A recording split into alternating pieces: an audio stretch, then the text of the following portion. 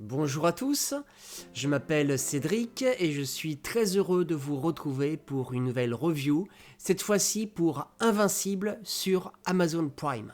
Invincible suit les aventures de Mark Grayson, à l'origine un adolescent tout à fait normal, hormis le fait que son père est le super-héros le plus puissant de tous les temps et qu'il semble avoir hérité de ses pouvoirs. Invincible est le titre d'une série de bandes dessinées, comics, publiée par Image Comics aux États-Unis et Delcourt en France. La série est écrite par Robert Kirkman et dessinée par Cory Walker. Dans la version américaine, on peut retrouver J.K. Simmons pour le rôle de Nolan Grayson ou Omni-Man et Steven Yeun pour le rôle de Mark Grayson ou Invincible. Alors tout d'abord, pour commencer, pour ceux qui ne sont pas abonnés à la chaîne, n'hésitez pas à vous abonner, comme ça vous serez au courant des prochaines reviews, et à laisser un petit like, voilà, et la cloche, hein, enfin la totale. N'hésitez pas aussi à faire des commentaires pour ceux qui auront vu Invincible, pour me donner leur retour.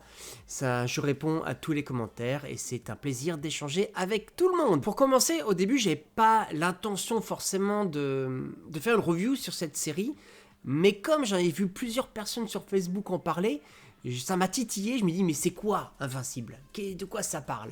Et du coup je me suis mis dans la série sans savoir du tout sur quoi j'allais aller. Bon, j'ai compris que c'était un truc de super-héros, hein, vu le design.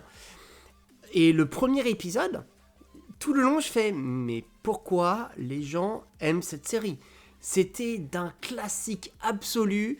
J'avais l'impression que c'était un copyright de la Ligue des Justiciers, que le héros Omni-Man c'était Superman avec une moustache, qu'il y avait Batman, qu'il y avait Flash, enfin il y avait Wonder Woman, il y avait Aquaman, il y avait tout le monde, tous ceux qu'on a l'habitude de voir. Je me dis mais pourquoi tout le monde me parle de cette série ?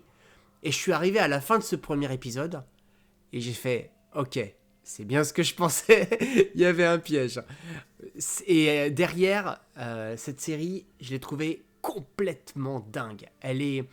je parlais souvent de The Boys parce que j'avais adoré cette série.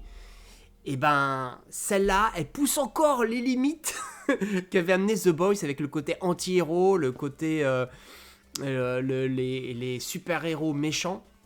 Là, ils ont vraiment poussé le bouchon super loin. On est un peu comme dans Brightburn de James Gunn, avec un Superman incontrôlable. Et si Superman avait mal tourné, et du coup, ils jouent beaucoup là-dessus, et je trouve ça dingue. Mais vraiment, ils ont repris tous les codes des super-héros qu'on connaît, et l'ont retourné pour nous piéger. J'ai trouvé absolument ça dingue et une très très très bonne idée. Ils ont par exemple repris également Hellboy, sauf que là ils en ont fait un sorte de détective démon. C'est juste dommage, j'aurais voulu qu'il aille plus loin dans son développement. Je trouve que la manière dont il clôture l'arc de ce démon, un peu dommage, parce que c'est vraiment un personnage que j'ai trouvé hyper intéressant. Ils ont même amené à un moment donné une armée de Robocop. Donc c'est vraiment pour dire que ils ont repris tout ce qu'on a l'habitude de voir en super-héros et l'ont retourné du côté evil, du côté méchant. C'est très très très sanglant. Un peu comme dans Game of Thrones, on ne sait jamais quand est-ce que ça va déborder. Il y a beaucoup d'idées que j'ai trouvées très originales. Par exemple, chaque épisode, la manière dont ils amènent le titre est grandiose. Franchement, j'ai adoré ce... À chaque fois, on se dit... On sait qu'à chaque épisode, ils vont sortir le titre. Et à chaque fois, on est surpris. J'ai adoré aussi que ce titre, plus on avance dans la série, plus il est ensanglanté. C'est vraiment violent. Alors pour ceux qui aiment pas les trucs violents, n'allez pas voir ça, mais pour ceux qui aiment ça, vous allez prendre votre pied. Même la fin, il y a des rebondissements vraiment tout au long de la série. Les personnages sont attachants. J'ai peut-être un peu de moins accroché sur vraiment le héros, Invincible, parce que pour le coup, il est assez classique, mais tous les personnages qui l'entourent sont très bien construits.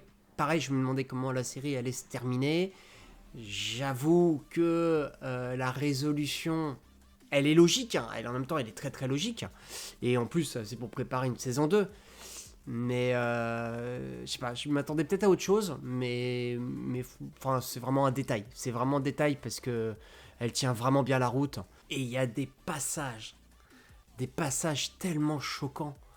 J'ai encore les images de cette confrontation où il traverse, pour pas spoiler, mais il traverse tout le train. Oh là là là là, c'est tellement violent. C'est tellement violent, tout ce métro qui est traversé wagon par wagon. Et voilà, ce côté aussi, là, cette approche que le super-héros ne peut pas sauver tout le monde. Et quand il sauve pas les gens, c'est violent. Et même ce premier épisode, avec du recul, j'étais surpris parce que je me disais, mais ça va où, quoi? C'est tout ce qu'il y a dans la suite, il n'y a pas dans ce premier épisode. Donc j'étais là, ok, c'est classique, c'est hyper méga classique. Et t'as la fin qui te dit, ah non, c'est pas du tout classique. Ils ont joué sur le côté classique pour faire croire, ah, vous vous attendiez à un truc normal, et pas du tout les gars, ça sera comme ça. Et ça, j'ai kiffé. J'ai vraiment kiffé, ça fait partie des rebondissements. Et un peu comme toutes les séries Marvel, il y a des petites fins, et ces petites fins, je les trouvais à chaque fois hyper intéressantes parce que elles t'amenaient sur la suite. Et à chaque fois, t'as quelqu'un où tu dis, ouais, mais lui, c'est le super-héros classique. Et là, d'un seul coup, il se passe un truc qui fait que tu fais, ah bah non, lui non plus, il est un petit peu fêlé. Ils sont tous un petit peu fêlés dans cette série. Et ouais, c'est The Boys encore plus violent, quoi. C'est voilà. Bref, c'est une très très très bonne découverte. C'est assez court. Je crois qu'il y a 8 épisodes de. Je sais pas si le premier il fait pas 20 minutes, en tout cas de 40 minutes. Grosso modo, donc c'est pas super méga long. Je crois que je me la suis fait en 3 jours. Et donc voilà, je vous la recommande fortement si vous aimez les super-héros. Si vous en avez marre de voir les super-héros abordé d'une manière classique, même si je commence à me dire que la manière d'aborder les super-héros comme des anti-super-héros devient presque classique, parce qu'entre Brightburn, The Burns, les nouveaux mutants et d'autres, et Invincible, on commence vraiment à aborder, à casser les mythes des super-héros pour les amener d'un côté vraiment obscur. Et même si Invincible est l'archétype du super-héros. Il est entouré de personnages complètement barges, mais lui, c'est l'archétype du super-héros.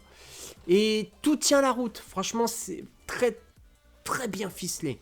J'ai adoré suivre cette enquête policière pour essayer de comprendre le pourquoi du comment. Même si j'avoue que la résolution finale, je l'avais trouvée très vite. Dès le deuxième épisode, je me dis, ok, ils ont parlé de ça dans l'épisode 1, donc à mon avis, c'est ça la solution. Le pourquoi du comment, sans trop spoiler, toujours, je suis coincé là-dessus. Le pourquoi du comment ils se comportent comme ça, on comprend. Enfin, moi, je l'avais compris assez vite, mais j'ai l'habitude d'écrire, donc je mets ça là-dessus. Mais en tout cas, je vous la conseille. Elle est dingue, elle est top, elle est sur Amazon Prime. Alors, allez-y. À très vite.